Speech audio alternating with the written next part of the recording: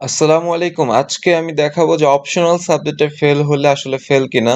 এটার একটা প্রমাণ আপনাদের সামনে দেখাবো। দেখুন, এটা হচ্ছে একজনের এসএসসি রেজাল্ট। সে পেয়েছে হচ্ছে 2.94। আমি আপনাদের দেখাই, 2.94 পেয়েছে এবং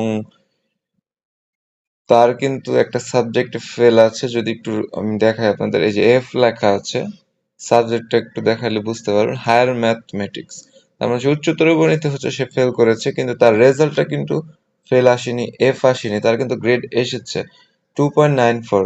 এবং তার অপশনাল সাবজেক্ট ছিল হায়ার ম্যাথ, এই জন্য অপশনাল থাকার কারণে কিন্তু অপশনালে ফেল হলে কিন্তু সেটা কাউন্টে আসবে না। তাহলে আশা করি আপনারা প্রমাণ পেয়ে গেলেন যে আপনাদের এটা নিয়ে অনেকের কনফিউশনে মানে মধ্যে ছিলেন, যে অনেকেই মানে অপশনাল সাবজেক্ট গুলা তেমন একটা গুরুত্ব দিয়ে